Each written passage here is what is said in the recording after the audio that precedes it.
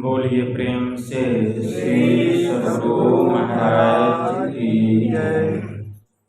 श्री सद्गुरु महाराज की जय। श्री सद्गुरु महाराज की जय। एक बार हम लोग आस्था और विश्वास के साथ बुलंद स्वर में गुरु महाराज का श्री जय घोष करें। श्री सद्गुरु महाराज की जय। नमाम्यमित ज्ञान रूपं कृपालम्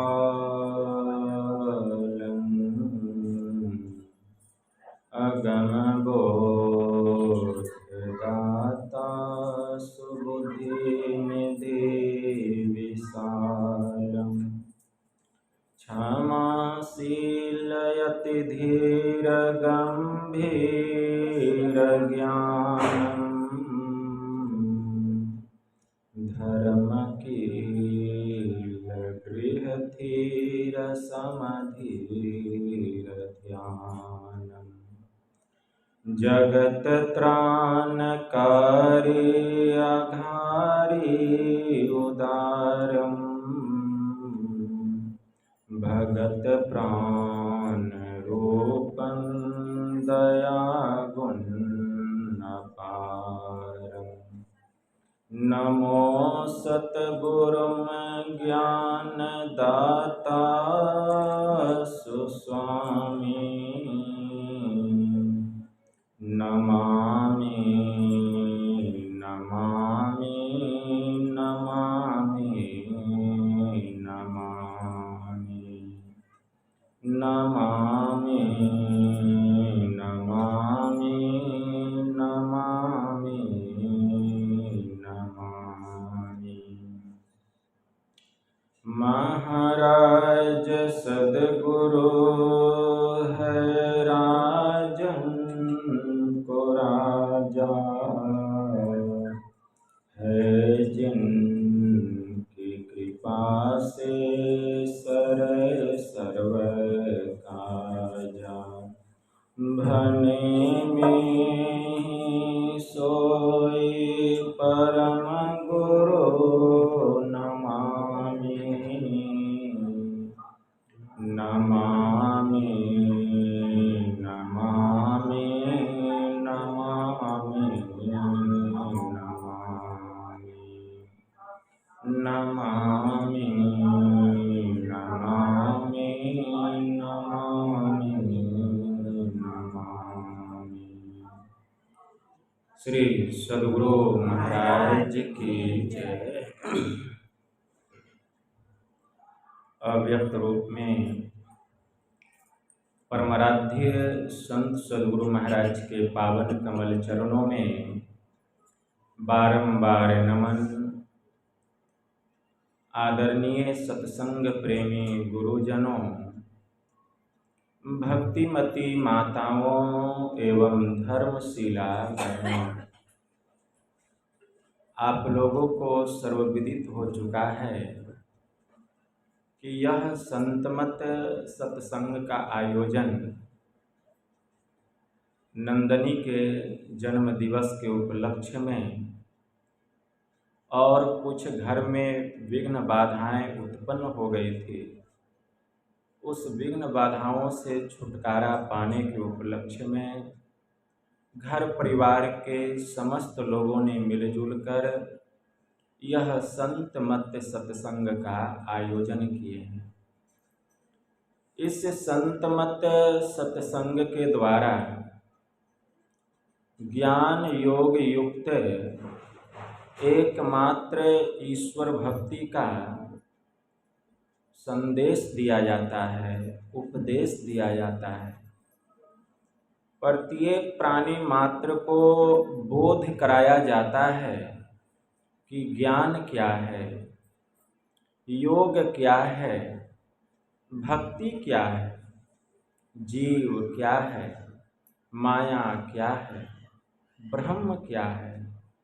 इन सभी रहस्यमयी बातों का ज्ञान सत्संग के माध्यम से यह जो जीव अबोध बना हुआ है, सत्संग श्रवण करते करते एक दिन वह सुबोध और परम ज्ञानी हो जाता है। अभी संत स्तुति और गुरु वंदना से पाठ का शुभारंभ हुआ। हम लोगों ने अति ही मनोयोग पूर्वक भक्ति युक्त ढंग से पाठ का श्रवण किया। तत्पश्चात श्री रामचरितमानस सार सटीक सप्तम सोपान उत्तर कांड से भी हम लोगों ने पाठ का श्रवण किया। पाठ के क्रम में हम लोग मानव तन की प्रधानता के संबंध में, उसकी उपाद्यता के संबंध में प्रभु श्री राम के मुखारविंद से अपने नगरवासियों को उपदेश करते हुए श्रवण कर रहे थे। भगवान ने कहा, बड़े भाग मानुष तन पावा, सुर दुर्लभ सब ग्रंथ ही गावा, साधन धाम मोक्ष कर द्वारा, पाई न जेहि परलोक समारा, सो परत्र दुख पावई, सिर धुनि धुनि पछताई, काल ही कर्म ही ईश्वर ही, मिथ्या दोष लगाई, एहि तन कर फल विषय न भाई, स्वर्गौ स्वल्प अंत दुखदाई, नर तन पाई विषय मन देहि, पलटि सुधाते 60 विष लेहि, ताहि कबहु भल कहै न कोई, अगुंजा ग्रहै परसमनि होई, आकर 4,84,00,000 जोनि भ्रमत यह जीव अविनाशी, फिरत सदा माया कर प्रेरा, काल कर्म स्वभाव गुण घेरा, कबहु की करी करुणा नर देहि, अदेत ईश बिनु हेतु सनेहि, नर तन भव बारिधि कह बेरो, सन्मुख मरुत अनुग्रह मेरो, करण धार सद गुर दृढ़ नामा, दुर्लभ साज सुलभ करी पावा, जो न तरई भव सागर, नर समाज अस पाई, असो कृत निंदक मंद मति, आत्म हन गति जाई। कितना सुंदर विषय बन गया। विषय क्या बन गया? एक तो मानव तन की प्रधानता, और दूसरी हम मनुष्य का शरीर पाकर ईश्वर की भक्ति क्यों करें। हम लोगों को यह मनुष्य का शरीर मिला है किस काम को करने के लिए, और हम किस काम में लगे हुए हैं।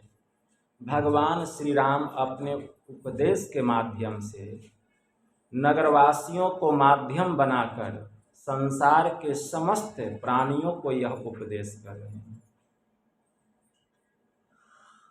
भगवान ने कहा, बड़े भाग मानुष तन पाया, बड़े भाग्य से हम लोगों को यह मनुष्य का शरीर मिला है। 84 लाख योनियों में भटकने के बाद, 84 लाख योनियों में भटकने के बाद जब परम पिता परमात्मा को दया आई और उन्होंने देखा कि अंश तो मेरा ही है, लेकिन यह दुख में पड़ा हुआ है, भटक रहा है, तड़प रहा है। प्रभु को दया आ गई। बिना किसी कारण के संसार के लोग किसी कारणवश हम पर दया करते हैं, लेकिन परमात्मा ने बिना कारण के ही हम जीवात्माओं पर उन्होंने दया किया। हम जीवों को 84 लाख योनियों में भटकते हुए देखकर उनको दया आ गई, और जब उनको दया आई तो उन्होंने कहा, जाओ इस बार फिर मैं तुमको मनुष्य का शरीर देता हूँ, लेकिन मैं मनुष्य का शरीर दे रहा हूँ लेकिन मनुष्य शरीर में जाकर तुम मेरी भक्ति करना। तो परमात्मा ने यह मनुष्य का शरीर दिया किस लिए? भक्ति करने के लिए। लेकिन इस संसार में आकर इस जगजाल में हम फंस गए और संसार के विषय भोगों में हम रमन करने लगे।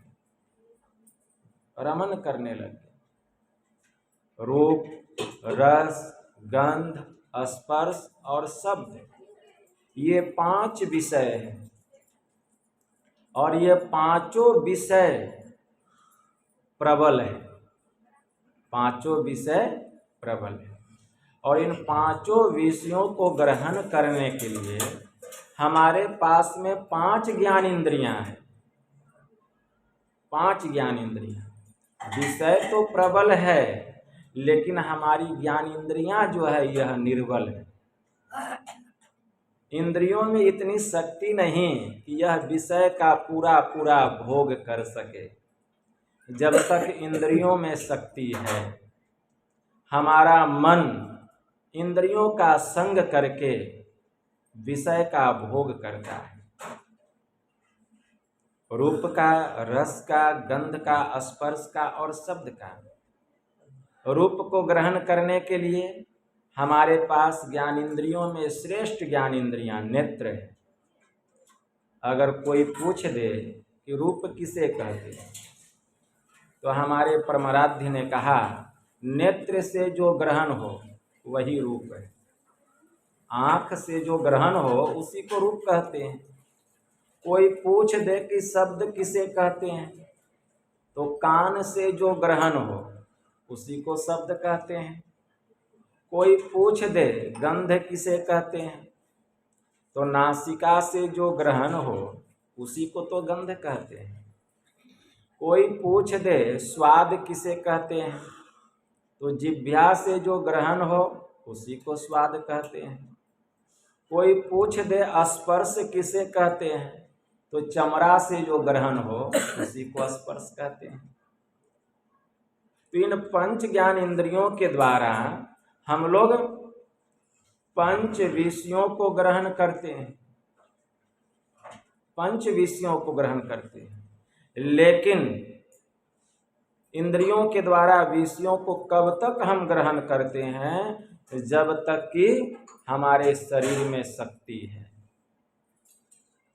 जिस दिन हम निर्बल हो जाएंगे, कमजोर हो जाएंगे, बूढ़े हो जाएंगे, आँख से दिखाई देना बंद हो जाएगा, कान से सुनाई देना बंद हो जाएगा, जिभ्यां लड़खड़ाने लग जाएगी, विषय तो रहेगा लेकिन हम पूरा विषय का भोग नहीं कर सकेंगे। इसीलिए महापुरुषों ने कहा कि अभी भी सचेत हो जाओ, अचेत परे मत रहो। क्योंकि यह मनुष्य का शरीर परमात्मा ने बड़ी ही अनुकंपा से कृपा करके हम जीवात्माओं को दिया है, और वह दिया है भक्ति करने के लिए। क्योंकि भक्ति जो है यह भी जवानी में ही होता है। बुढ़ापा में भक्ति नहीं होगी, घुटना में दर्द हो जाएगा, ठीक से बैठ नहीं सकेंगे, मांस चाम झूलने लग जाएगा, हम भक्ति क्या करेंगे? पूरा जवानी तो विषय भोग में गवा दिया, और जब अंतिम अवस्था आया तब भक्ति करने के लिए चले हैं, उससे मुक्ति मिलने वाली। इसीलिए भक्ति करना है तो यह काम जवानी में होगा, बुढ़ापा में होने वाला। इसीलिए जितना समय चला गया वह तो चला ही गया, शेष जो समय बचा हुआ है, शेष जो हमारा जीवन बचा हुआ है, उसको हमें प्रभु के चरणों में लगाना चाहिए। मतलब ईश्वर की भक्ति करनी चाहिए। और ईश्वर की भक्ति करने के लिए हमारे गुरुदेव कहा करते थे, ईश्वर स्वरूप का ठीक ठीक निर्णय होना चाहिए। भक्ति करने की चाहना बहुत लोगों के मन में होती है कि हम ईश्वर की भक्ति करें, भक्ति करना बहुत अच्छी बात है, लेकिन ठीक ठीक ईश्वर स्वरूप का निर्णय नहीं होने के कारण हम भक्ति तो करते हैं, लेकिन वह भक्ति जो है हमें ईश्वर को पाने में सफलता नहीं दिलाती। हम भक्ति किस लिए करें? संसार के दुखों से छुटकारा पाने के लिए। 1933 ईस्वी की बात है, मुरादाबाद में सर्वधर्म सम्मेलन था और उसमें हमारे गुरु महाराज भी गए हुए थे। और उसी समय उस सभा में उनके जो सभापति थे उनका नाम था स्वामी नंदन साहब, जो कि परम संत बाबा देवी साहब के शिष्य थे। वही उसका नेतृत्व कर रहे थे, संचालन कर रहे थे। और वहीं पर एक देव समाजवादी और दूसरे आर्य समाजवादी, दो लोगों में किसी बात को लेकर के झंझट होने लगा, झगड़ा होने लग गया।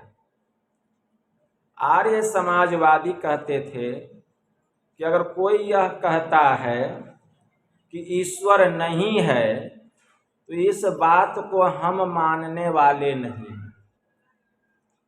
और देव समाजवादी का कहना था कि कोई अगर यह कहता है कि ईश्वर है तो इस बात को हम मानने वाले नहीं।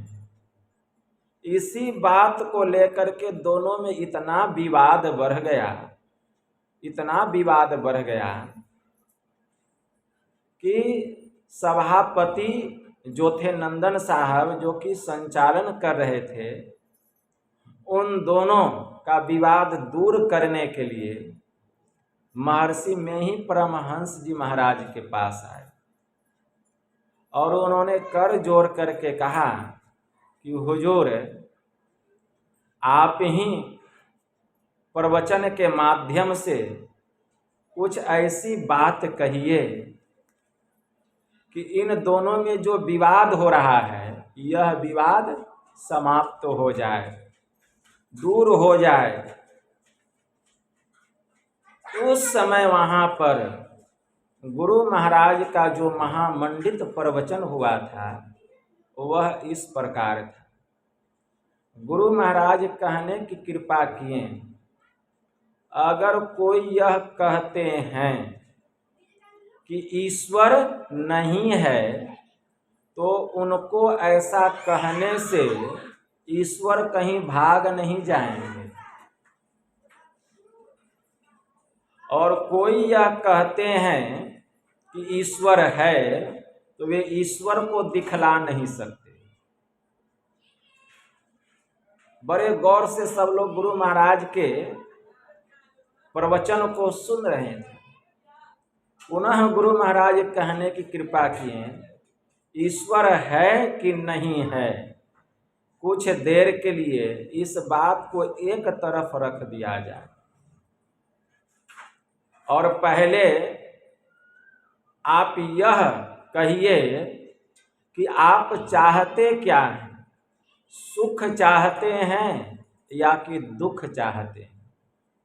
तो संसार में कोई भी प्राणी ऐसा नहीं है जो चाहे कि हमको दुख हो, हर कोई सुख चाहता है।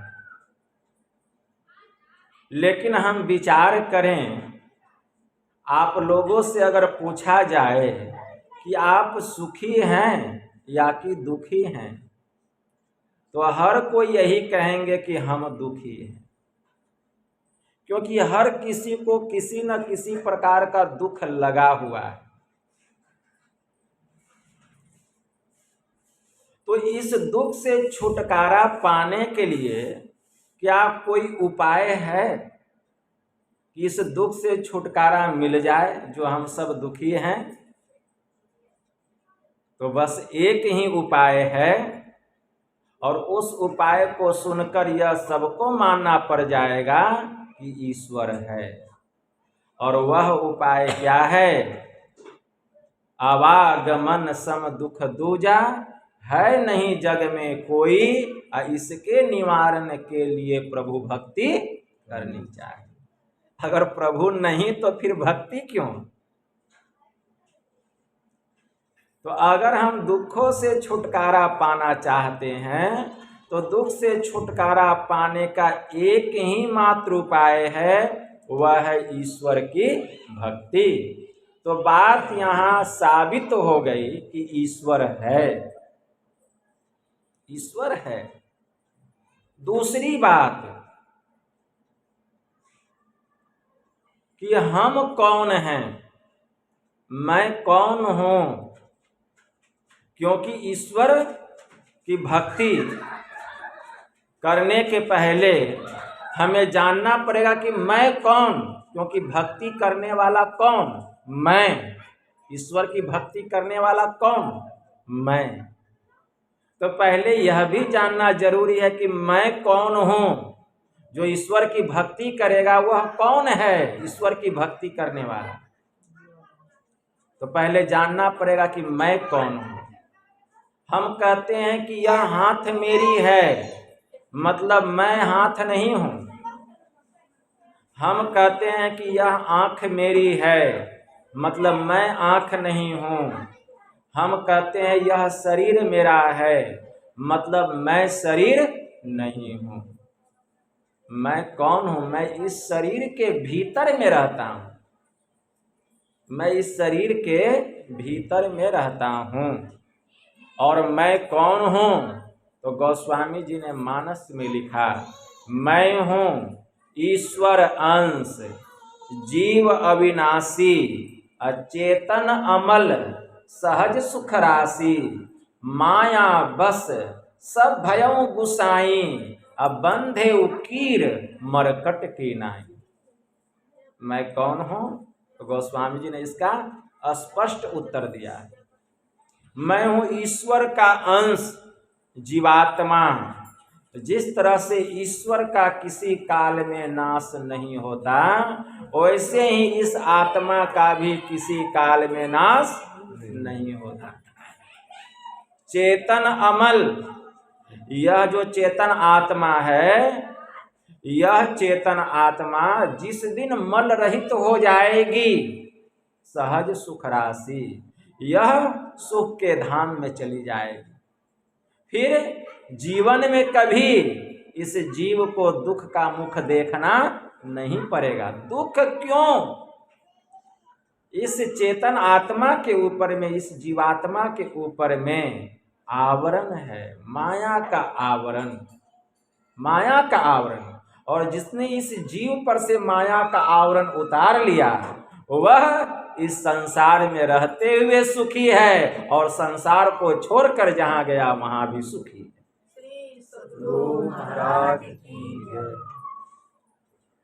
तो माया का आवरण इस जीव के ऊपर पड़ा हुआ है, जिस कारण से प्रत्येक प्राणी संसार में दुखी है। और हमारे परमाराध्य ने कहा, मायाबद्ध जीव आवागमन के चक्र में पड़ा रहता है। इस प्रकार रहना जीव के लिए सब दुखों का कारण है, और इससे छुटकारा पाने के लिए सर्वेश्वर की भक्ति ही एकमात्र उपाय है। तो अगर हम दुखों से छूटना चाहते हैं, आवागमन के चक्र से छुटकारा पाना चाहते हैं, तो हमें ईश्वर की भक्ति करनी पड़ेगी। तो इतना जो गुरु महाराज कहें, आर्य समाजवादी और देव समाजवादी दोनों में जो विवाद चल रहा था, वह विवाद समाप्त हो गया। श्री सतगुरु महाराज की जय। वह विवाद ही दूर हो गया। और उसी समय एक अंग्रेज पत्रकार थे, वहां 7 धर्म अनुयायियों का प्रवचन होता था और वे सबका प्रवचन बड़े ध्यान से सुनते थे और अपने पास एक अखबार रखते थे, अखबार को पढ़ते रहते थे। लोगों के मन में होता कि ये अखबार पढ़ रहे हैं, लेकिन वे सबका प्रवचन बड़े गौर से सुनते थे। और उस समय उस अंग्रेज पत्रकार का जो दिमाग था इतना ब्रिलियंट था, इतना तेज था कि जो भी कोई प्रवचन करते उन सब का प्रवचन, 7 धर्मावलंबियों का प्रवचन वे सार रूप में सुना देते थे। इतना उनका दिमाग तेज था।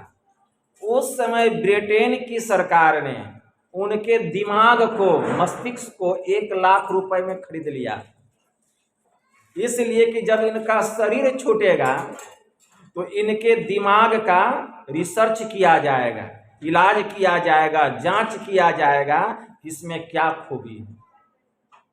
और जब गुरु महाराज का प्रवचन समाप्त हुआ तो वे अंग्रेज अफसर बड़े प्रभावित हुए गुरु महाराज के ज्ञान से, बहुत प्रभावित हुए और उन्होंने घोषणा की कि यह अद्वितीय प्रवचन मैंने जीवन में कभी नहीं सुना था। ऐसा अद्वितीय प्रवचन गुरु महाराज का हुआ। उसी समय गुरु महाराज के पास आते हैं आर्य समाजवादी और वे कहते हैं कि शब्द साधना के संबंध में आपका क्या विचार है। तो गुरु महाराज कहते हैं पहले आप अपना विचार सुनाइए। तो आर्य समाजवादी कहते हैं ध्यान करने पर रग और रेशे की आवाज होती है, यही शब्द साधना है। तो गुरु महाराज कहते हैं यह शब्द साधना नहीं है। साधन विशेष विधि के द्वारा जो कोई अपने चित्त को एक बिंदु पर स्थिर कर लेता है तब दृष्टि की दोनों तार वहां जाकर के जुटती है। जैसे निगेटिव और पॉजिटिव तार को जब सटाते हैं तो बल्ब जल जाता है, उसी प्रकार दृष्टि की दोनों तार जब आज्ञा चक्र में सुषुम्ना में जाकर के जैसे ही सटती है, जैसे ही मिलती है, वह बिंदु प्रकट हो जाता है। और जब बिंदु प्रकट होता है तो वहीं शब्द की बरसात होती है। तो जो कोई अपने को बिंदु पर स्थिर कर लेता है वही शब्द को सुनता है, गुरु महाराज का। और वहीं से गुरु महाराज प्रवचन करके पुनः राय बरेली चले गए। तो हम सब लोग दुख में पड़े हुए हैं, कोई सुखी नहीं है। संत कबीर साहब ने कहा सुखी कौन है? एक संत। संत के अलावा कोई सुखी नहीं है। तन धर सुखिया कोई न देखा, जो देखा सो दुखिया हो। उदय अस्त की बात कहत हूँ, सबका किया विवेका। जोगी दुखिया जंगम दुखिया, तपसी को दुख दूना हो। आशा तृष्णा सबको व्यापे, कोई महल न सूना हो। साच कहूँ तो कोई न माने, झूठ कहा नहीं जाई हो। ब्रह्मा विष्णु महेश्वर दुखिया, जिन यह राह चलाई। ब्रह्मा विष्णु और महेश भी दुखी हैं। प्रजापति ब्रह्मा जी सृष्टि करता, भगवान विष्णु पोषण करता और भगवान शिव संहार करता। ये तीनों भी दुखी हैं। संत कबीर साहब ने कहा ब्रह्मा विष्णु महेश्वर कहिए, अरे इन सिर लागी काई।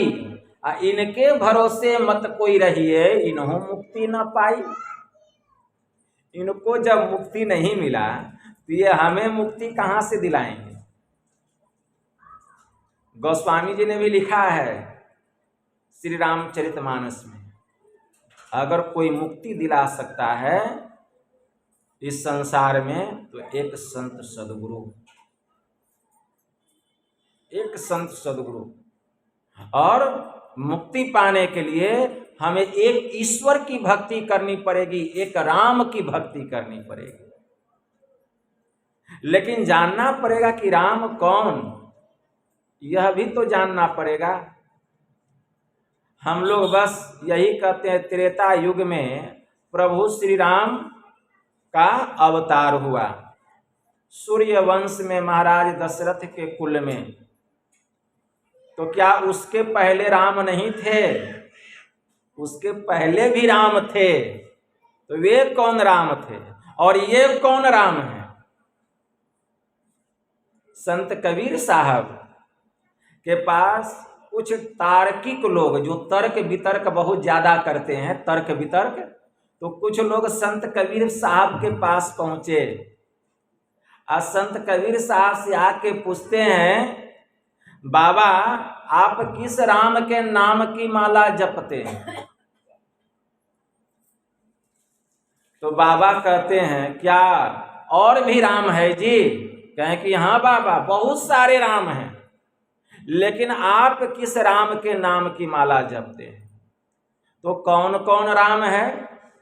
तो कहते हैं तार्किक लोग, एक राम दशरथ घर बोले, एक राम घट घट डोले, एक राम सकल जग पसारा, और एक राम जो सबसे न्यारा। तो कै राम हो गया? 4 राम। इन चारों में से आप किस राम के नाम की माला जपते हैं? तो संत कबीर साहब तो संत थे, वे क्या कहते हैं, मैं तुम्हारे सवाल का जवाब अवश्य दूंगा, लेकिन इसके पहले तुमको मेरा भी एक सवाल का जवाब देना पड़ेगा। तो तर्क वितर्क करने वाले लोग पूछते हैं, कहिए बाबा आपका क्या सवाल है? तो संत कबीर साहब कहते हैं, एक पिता तेरी दादी का छोरा, एक पिता तेरी बुआ का भाई, एक पिता पति तेरी माँ का, और एक पिता तेरी नानी का जमाई। बताओ तेरे कितने बाप हैं मेरे भाई? अब छक्का छूटने लग गया। अब कितने बाप हैं तेरे बतलाओ? अब वो लोग भी सोचने लग गए, और सोचते हुए बात समझ में आ गई। तो वे लोग कहते हैं कि बाबा जो पिता मेरी दादी का छोरा वही पिता मेरी बुआ का भाई, और जो पिता मेरी बुआ का भाई वही पिता पति मेरी माँ का, और जो पिता पति मेरी माँ का वही पिता मेरी नानी का जमाई। तो संत कबीर साहब कहते हैं, बस अरे जो राम दशरथ घर बोले वही राम घट घट डोले, और जो राम घट घट डोले उसी राम का सकल जग पसारा, और जो राम का सकल जग पसारा वही राम तो सबसे न्यारा। श्री सतगुरु महाराज की जय। तो 4 राम तो नहीं हो गया, जैसे पिता एक ही हुआ उसी प्रकार से वह राम भी एक है, वह राम भी एक है। केवल भगत हेतु भगवान प्रभु, राम धरौ तनु भूप, किए चरित पावन परम, अप्राकृत नर अनुरूप। जथा अनेकन भेष धरी, नृत्य करई नट कोई, सोई सोई भाव दिखावई, आपुन होई न सोई।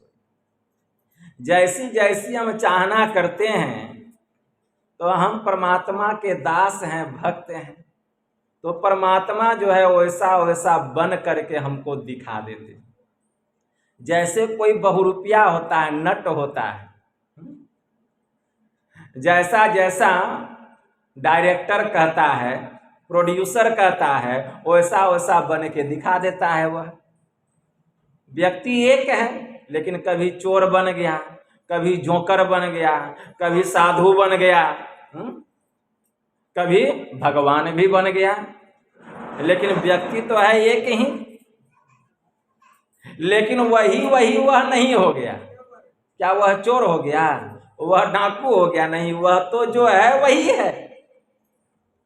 उसी प्रकार वह परमात्मा एक है, लेकिन जैसी जैसी हम कामना करते हैं वैसा वैसा बन के वे दिखला देते, लेकिन वे वही नहीं हो जाते, वही नहीं हो जाते।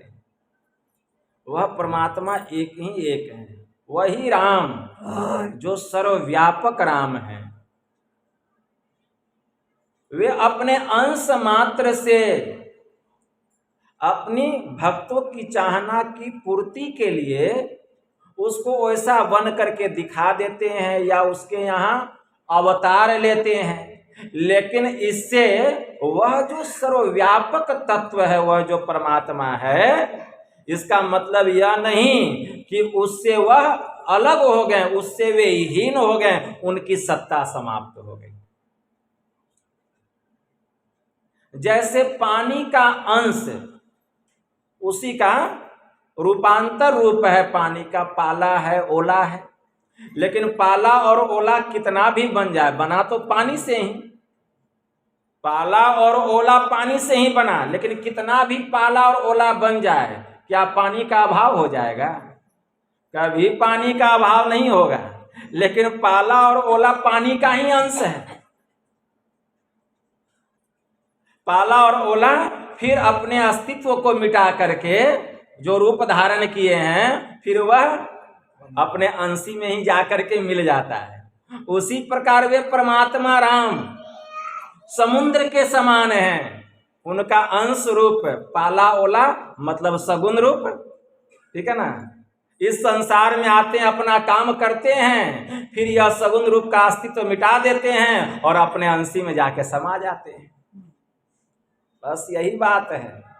लेकिन हम लोग सगुण में इतना प्रेम कर बैठते हैं, इतना प्रेम कर बैठते हैं कि ये हमारे हैं, ये हमारे, इतना प्रेम देखिएगा, इतना स्नेह देखिएगा, लोगों की आंखों से आंसू निकलने लगता है उस प्रेम को देख करके।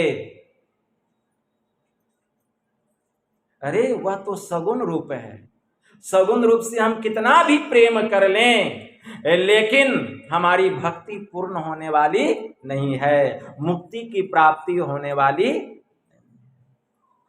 मुक्ति तो तब होगी जब उस निर्गुण निराकार तत्व का ज्ञान होगा, लेकिन हम सगुण में ही फंसे रह जाते हैं। इसी के लिए संत सद्गुरु के शरण में जाना पड़ेगा। वे राम कैसे हैं? जब प्रभु श्री राम महर्षि वाल्मीकि जी की कुटिया में पधारे हैं तो क्या कह रहे हैं? गुरुदेव 14 वर्षों तक जंगल में रहना है, आप कोई ऐसा स्थान बताइए जहां जाकर मैं 14 वर्ष रह सकूं। लेकिन महर्षि वाल्मीकि संत हैं, वे केवल उसी रूप में थोड़ी ब्रह्म को देख रहे हैं कि उनको बतला देंगे कि आप वहां जा करके रहिए। वे तो देख रहे हैं कि जो राम परम सत्ता है वही अंश मात्र में इस रूप में आए हैं, राजकुमार के रूप में आए हैं, अंश मात्र में आए हैं। लेकिन ये कहाँ नहीं है, हर जगह है। तब वे क्या कहें? पूछे हूँ मोही कि मैं रहूं कहाँ, अब मैं पूछत सकुचाऊं, जह न तुम हो ही कहूं, मोही बताऊं उठाऊं। कि प्रभु आप मुझसे पूछते हैं कि मैं कहाँ रहूं, और मैं आपसे पूछने में सकुचाता हूं। ऐसा कौन सा स्थान है जहां की आप नहीं हैं? पहले आप मुझे बतलाइए, फिर मैं भी आपको बतला दूंगा कि प्रभु आप वहां जा करके आराम से रहिए। प्रभु भी जब भक्त के फेरे में पड़ जाते हैं तो वो भी सोच में पड़ जाते हैं। अब क्या मतलब निरुत्तर हो जाते हैं, उनके पास कोई उत्तर ही नहीं है। ऐसे संत होते हैं। और ऐसे जो राम हैं उनका वर्णन किए हैं महर्षि वाल्मीकि जी। पढ़िए श्री रामचरितमानस, क्या कहते हैं? राम स्वरूप तुम्हार, हे राम तुम्हारा जो स्वरूप है ना, वचन अगोचर बुद्धि पर, वचन से कहने योग्य नहीं है। अगोचर मतलब इंद्रियों के ज्ञान से परे है। और तुम्हारे इस रूप का दीदार तो इंद्रियों के माध्यम से हो रहा है, लेकिन इस रूप के भीतर में जो स्वरूप है उसको तो कोई संत ही देखते हैं। और स्वरूप जो होता है वह सर्वव्यापक होता है। वचन अगोचर बुद्धि पर, इंद्रियां भी जिसका ठीक ठीक निर्णय नहीं कर सकती। अविगत अलख अपार, नेति नेति नित निगम कह। हे राम तुम तो अविगत हो, मतलब सर्वव्यापक हो। ऐसा कहीं कोई स्थान ही नहीं है जिससे कि तुम खाली हो। अविगत अलख अपार, हे राम तुम अलख हो, इस नेत्र से ग्रहण होने योग्य नहीं हो। अपार हो, तुम्हारी तो कोई सीमा ही नहीं है, कोई हद ही नहीं है। गुरु नानक देव जी महाराज ने कितनी अच्छी बात कही। अलख अपार अगम अगोचरी, नातिसु काल न कर्मा, जाति अजाति अजोनि संभव, नातिसु भाव न भरमा। साचे सचियार बिटहु कुर्बानो, न तीसु रूप वर्णु नहीं रखिया, आ साचे शब्दी निशान। न तिसु मातु पिता सुत बंधक, उसका न कोई माँ बाप है न भाई बहन है। न तिसु काम न नारी, वह जो राम है उसको किसी प्रकार की कामना नहीं है, उसको स्त्री भी नहीं है। अकुल निरंजन अपरंपरु, सगली ज्योति तुम्हारी, वह कुल रहित है, उसका कोई साझेदार नहीं है। अकुल मतलब कुल रहित, निरंजन वह सबका स्वामी है, वह सर्वाधार है।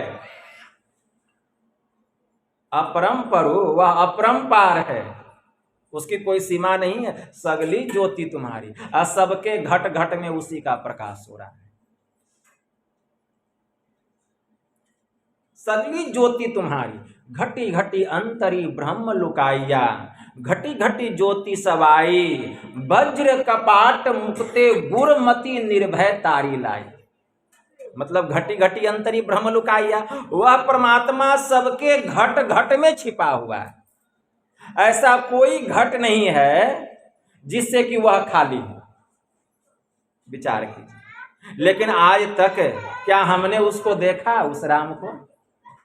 सबके घट घट में वह राम है, लेकिन आज तक क्या हमने उसका दर्शन किया, उसका दीदार किया? तो जो दीदार नहीं किए तो क्या कहेंगे कि वे राम नहीं हैं? वे राम हैं। दुनिया में ऐसी बहुत सी चीजें हैं जिसको हम नहीं देखते हैं, फिर भी मानना पड़ता है कि वह चीज है। जैसे इस आंख से हवा न दिखलाएगी, अब परमात्मा दिखे सुनकर हंसी आएगी। इस आंख से हवा को नहीं देख पाते तो क्या कहेंगे, हवा नहीं है? वह है। तो घटी घटी अंतरी ब्रह्म लुकाइया, घटी घटी ज्योति सवाई, वह परमात्मा सबके घट घट में छिपा हुआ है, लेकिन सब घट की बलिहारी नहीं है। बलिहारी उसी घट की है जिसने कि उस ब्रह्म को, उस परमात्मा को, उस राम को अपने भीतर में प्रकट कर लिया है। जैसे हमारे परमाराध्य ने उस राम को अपने भीतर में प्रकट कर लिया, तो ऐसे गुरुदेव की बलिहारी है। ये पूजने योग्य हैं। जो भी उसको अपने भीतर में प्रकट होगा उस शरीर की बलिहारी हो जाएगी। वह शरीर शरीर नहीं, वह पूजने योग्य हो जाएगा। परम संत बाबा देवी साहब ने कहा, जब स्वामी दयानंद सरस्वती ने पूछा कि बतलाओ वह ईश्वर कैसा, वह कहाँ रहता है और वह किस प्रकार मिलता है। परम संत बाबा देवी साहब से कौन पूछे? स्वामी दयानंद सरस्वती, आर्य धर्म के प्रवर्तक। उस समय परम संत बाबा देवी साहब 7 वर्ष के थे, लेकिन उस समय परम संत बाबा देवी साहब तो जन्मजात जोगी थे। गुरु महाराज उनको कहते थे, साहब तुम तो खुदा हो। गुरु महाराज कहा करते, साहब तुम तो खुदा हो। ऐसे परम संत बाबा देवी साहब जब गए दर्शन करने के लिए स्वामी दयानंद सरस्वती का,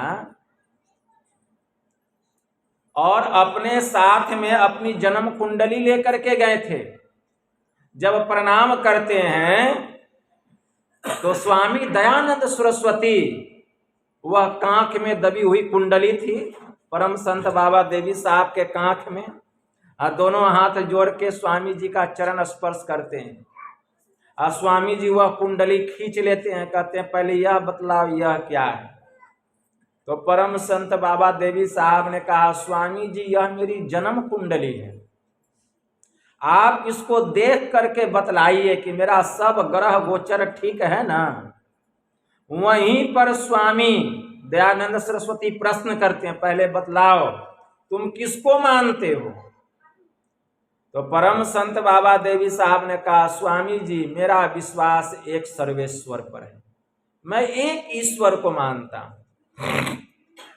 वहीं पर स्वामी दयानंद सरस्वती कहते हैं, तो बतलाओ वह ईश्वर कैसा,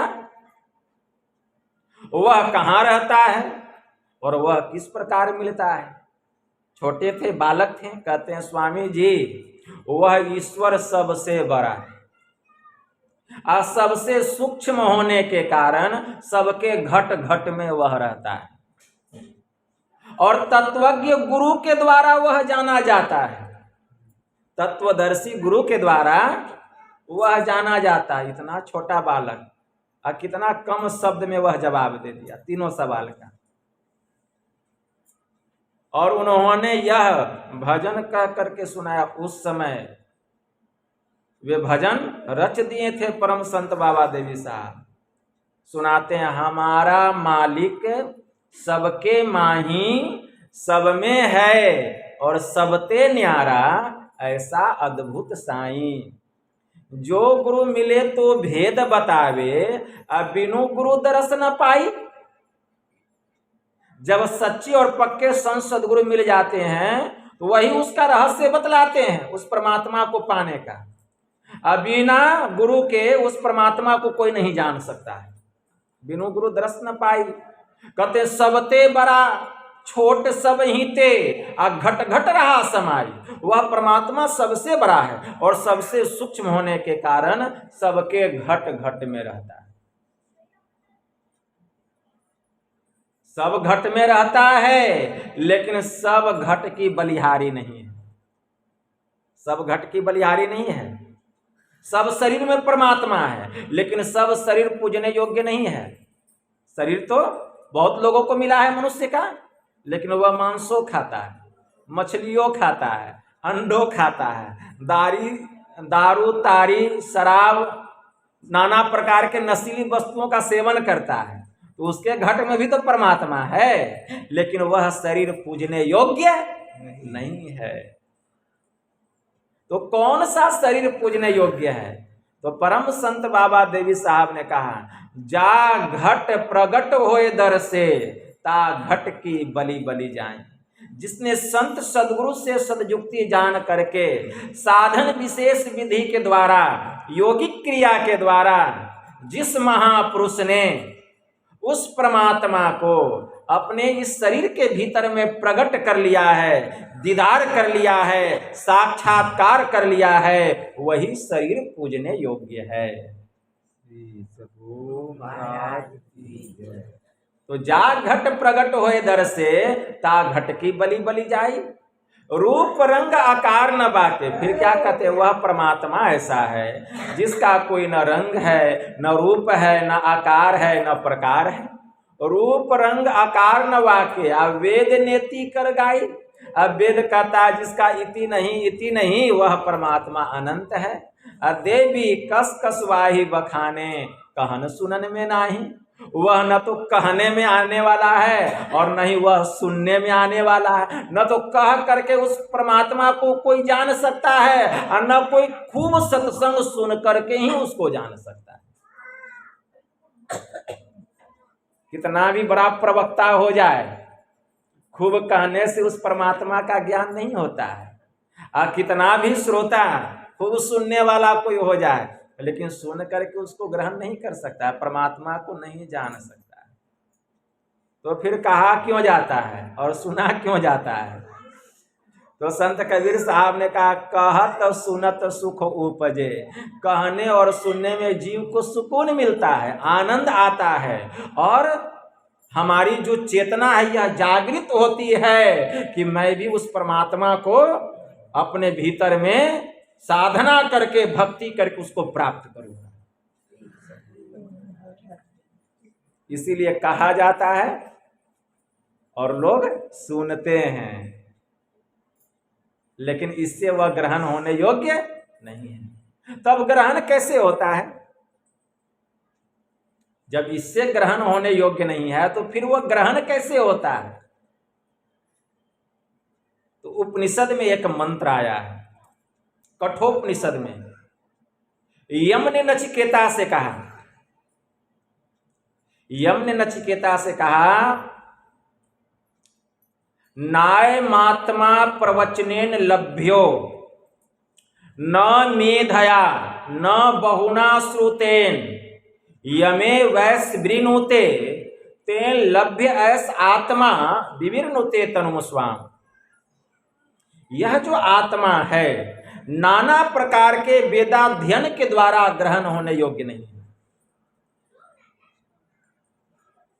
यह जो आत्मा है बहुत अधिक श्रवण शक्ति के द्वारा भी ग्रहण होने योग्य नहीं है। न मेधया, यह जो आत्मा है बहुत अधिक धारणा शक्ति के द्वारा भी ग्रहण होने योग्य नहीं है। तब कैसे होगा? तो कहते यमे वैस वृणुते तेन लभ्य ऐस आत्मा विवृणुते तनुम स्वाम। साधक जिस आत्मा का वर्ण करता है उसी वर्ण किए हुए आत्मा से आत्मा अपने स्वरूप को प्रकाशित करती है, और उसी प्रकाशित आत्मा से ब्रह्म के स्वरूप का ज्ञान होता है, उसकी पहचान होती है। गुरु महाराज की जय। हमारे परमाराध्य ने कहा, चेतन आत्मा जड़ का संग छोड़कर जो पहचान में आ जाए वही तो परमात्मा दर्शन है, वही ईश्वर दर्शन है। लेकिन जड़ के संग जब तक रहेंगे उस सर्वेश्वर का ज्ञान नहीं होगा। इसलिए जड़ से अपने को अलग कीजिए, शरीर और इंद्रियों के आवरण से अपने को ऊपर ले जाइए। तो परम संत बाबा देवी साहब कहते हैं, देवी कस कस वाही बखाने, कहन सुनन में नहीं। वह परमात्मा ऐसा है कि न उसके बारे में कुछ कहा जा सकता है, और कितना भी कोई सुन ले उसको प्राप्त नहीं कर सकता। स्वामी दयानंद सरस्वती क्या कहते हैं, अच्छा यह बतलाओ, तुम ठाकुरवारी में जाकर ठाकुर जी की पूजा भी करते हो? तो परम संत बाबा देवी साहब कहते, स्वामी जी आप इतने बड़े स्वामी हैं, जिनका दर्शन करने के लिए इतने लोग आपके पास आए हैं, आप किस ठाकुरवारी की बात करते हैं? यह मनुष्य का जो शरीर है यह जिंदा ठाकुरवारी है। गर्दन तक इसका पहला भाग, सिर तक इसका दूसरा भाग, और चोटी जो है इसका कलश है, और इसके भीतर में गाजे बाजे बजते हैं स्वामी जी। 33 कोटि देवता इसमें निवास करते हैं, और स्वयं परमपिता परमात्मा भी इसके भीतर में रहते हैं, और ब्रह्म ज्योति का आरती होता है इसके भीतर में, इस ठाकुरवाड़ी में, इस जिंदा ठाकुरवाड़ी में ब्रह्म ज्योति का आरती होता है। और स्वामी जी ब्रह्मनाद का घंटा बजता है। ऐसे ठाकुरवाड़ी को छोड़कर आप मुझे किस ठाकुरवाड़ी में जाने के लिए कहते हैं? अब स्वामी जी चुप। कैसा ज्ञान था परम संत बाबा देवी साहब। ऐसे गुरु महाराज नहीं कहें कि साहब तुम तो खुदा हो, जन्मजात जोगी। स्वामी जी उनका जन्म कुंडली दे देते हैं, कहते हैं जाओ तुम्हारे सब ग्रह गोचर अच्छे।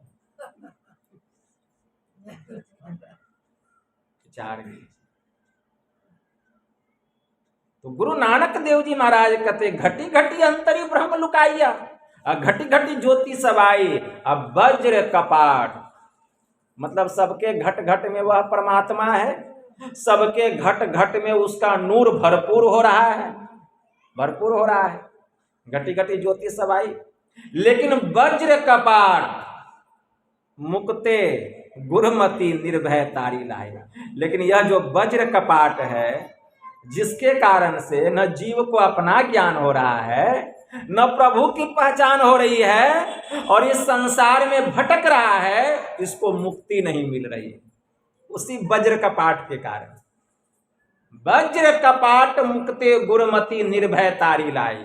जो निर्भय होकर के, मोह माया से रहित तो होकर के, जो गुरु से जुक्ति जान करके, गुरमति मतलब गुरु से जुक्ति जान करके, वज्र कपाट मुक्ते गुरमति निर्भय तारी लाई। जो गुरु से जुक्ति जान करके योगिक क्रिया के द्वारा जो समाधिस्थ हो जाता है, तारी लाई मतलब समाधि लगना, ठीक है ना, जो समाधिस्थ हो जाता है और योगिक क्रिया के द्वारा जो सारे आवरणों को पार कर जाता है, जो इस वज्र कपाट के परे हो जाता है। वज्र कपाट क्या है? यह अंधकार का पर्दा।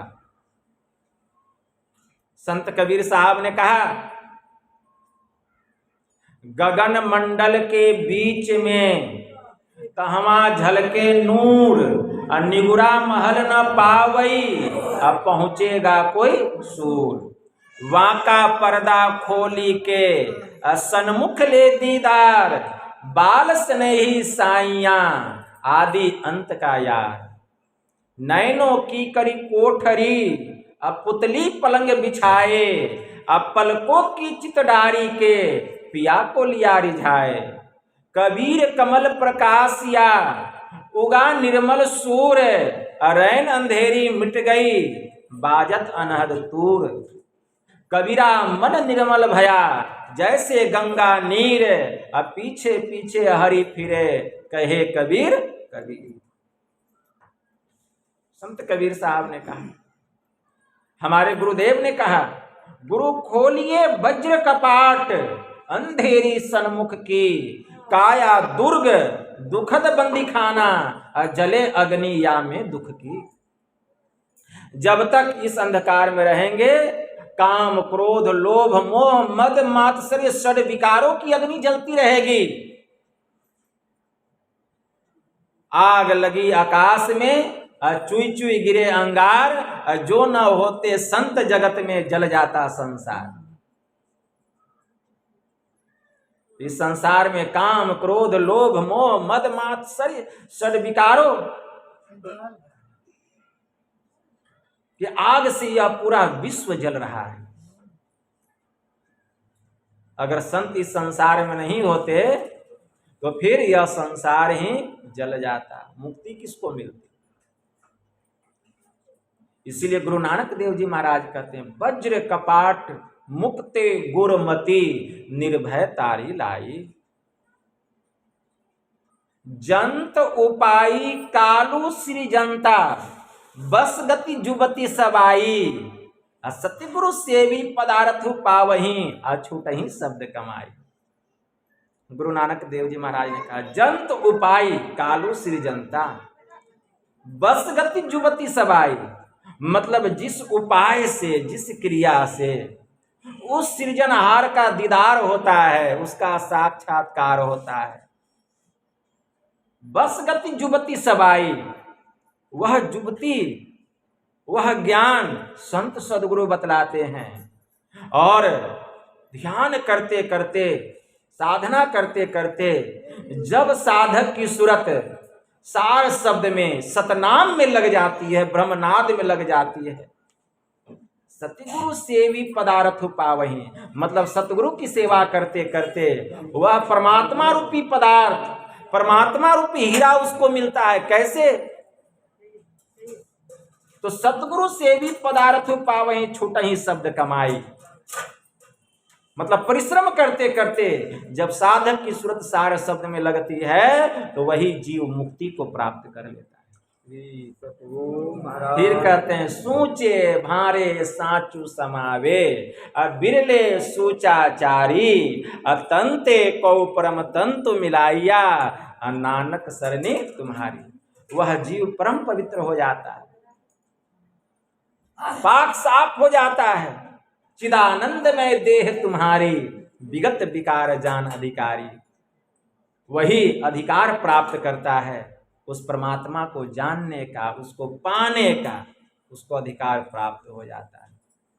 क्योंकि पवित्र वस्तु में ही, पवित्र पात्र में ही पवित्र वस्तु समाता है।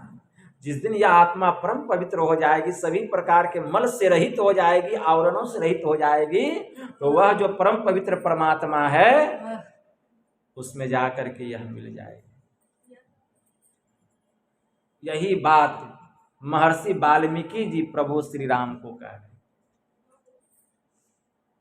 कि राम स्वरूप तुम्हार वचन अगोचर बुद्धि पर, अविगत अलख अपार, नेति नेति नित निगम कह। महर्षि वाल्मीकि ने कहा। फिर क्या कहते हैं? जग पेखन तुम देख न हारे, विधि हरिहर शंभु न चावन हारे, तेऊ न जाने मरम तुम्हारा, और तुम ही को जानन हारा, सोई जान ही जही देहु जनाई, जानत तुम ही हो जाए। महर्षि वाल्मीकि जी कह रहे, कितनी अच्छी बात कह रहे हैं, कितना ज्ञान भरा हुआ रस है। क्या कहते? यह संसार क्या है? दृश्य है, तमाशा है, और तुम इसको देखने वाले हो। जग पेखन तुम देखनिहारे, देखने वाले हो। और तो और सुनो, विधि हरिहर शंभु नचावन हारे, मतलब ब्रह्मा विष्णु और शिव को तुम नचाने वाले हो। ब्रह्मा विष्णु और शिव को भी नचाने वाले हो। वे कैसे राम हैं जो ब्रह्मा विष्णु शिव को भी नचाते हैं? और क्या, गोस्वामी जी भी कहते हैं, महर्षि वाल्मीकि जी भी कहते हैं, तेऊ न जाने मरम तुम्हारा। ये तीनों भी तुम्हारे भेद को नहीं जान पाए, तुम्हारे रहस्य को नहीं जान पाए, तो तुमको और कौन जान सकता है? तुमको जानने वाला है कौन इस दुनिया में? महर्षि वाल्मीकि ने कहा कि सोई जान ही जही देहु जनाई, वही आपको जान सकता है प्रभु जिसको आप जना देते। अजानत तुम ही हो जाए। जो आपको जान लेता है प्रभु, वह तो आप ही के समान हो जाता है।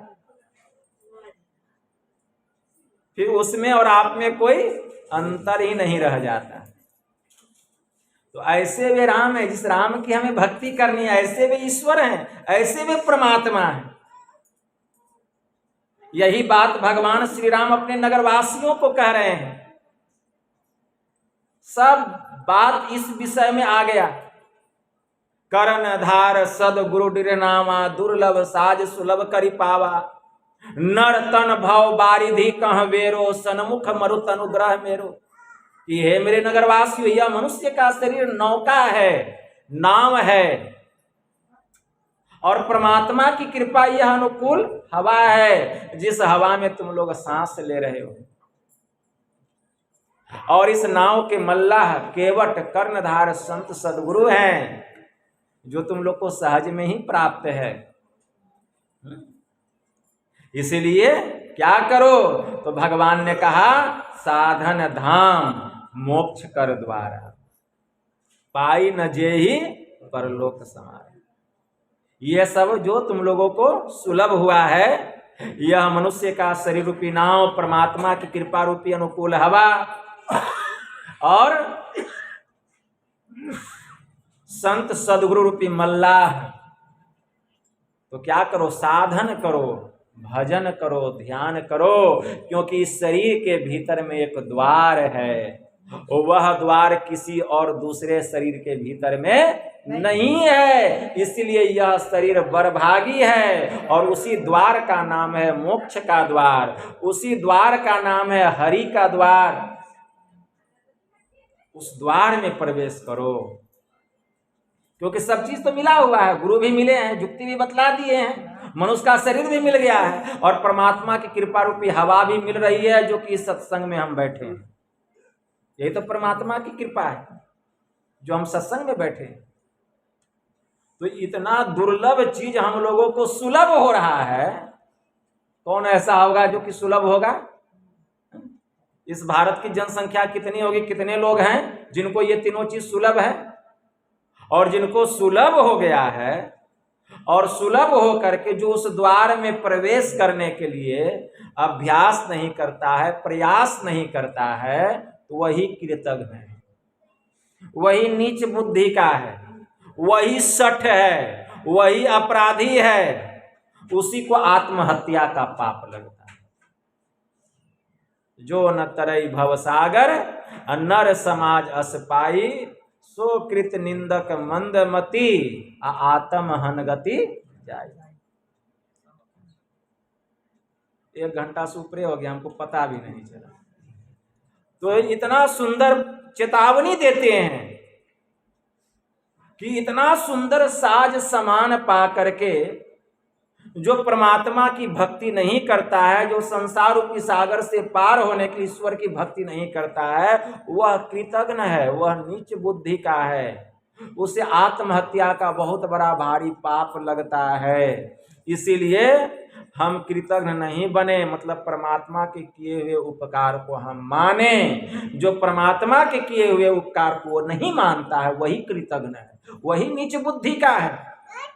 तो हम परमात्मा के किए हुए उपकार को माने, हम साधन करें, हम भजन करें, उस मोक्ष के द्वार में प्रवेश करने के लिए हम प्रयास करें, हम अभ्यास करें। अगर हमारी भक्ति पूरी नहीं भी हुई तो यह संस्कार प्रबल रहेगा जीव के साथ में, और यह संस्कार जीव को मनुष्य शरीर के अलावा किसी और जोनी में नहीं जाने देगा। बार बार जीव को मनुष्य का शरीर मिलेगा और एक दिन भक्ति करते करते यह जीव परम मुक्ति को प्राप्त करेगा। सतगुरु महाराज की तो कहने के लिए तो बहुत बात है, लेकिन यही थोड़ा सा आप लोगों की सेवा में कहा। बस इतना ही कहकर मैं गुरु महाराज के श्री चरणों में प्रेम पुष्प समर्पित करते हुए अपनी वाणी को यहीं विराम देता हूँ। बोलिए प्रेम से श्री सद्गुरु महाराज की जय। और आप लोग जो इतना कीमती समय निकालकर इस सत्संग में उपस्थित हुए, आप लोग बड़े सौभाग्यशाली हैं, पुण्यात्मा हैं। अगर आप नहीं आते तो यह ज्ञान मेरे मुंह से भी नहीं निकलता। इसीलिए आप लोग पुण्यात्मा हैं। आप लोगों के मन की जो कामनाएं हैं, आप लोगों की सभी कामनाएं पूरी हो, ध्यान साधना में आप लोगों की उन्नति हो और नंदनी का भी भविष्य उज्जवल हो, क्योंकि उसके जन्मोत्सव पर यह संत मत सत्संग का आयोजन हुआ। यही मैं गुरु महाराज से प्रार्थना करता हूँ। बोलिए प्रेम से श्री सद्गुरु महाराज की जय।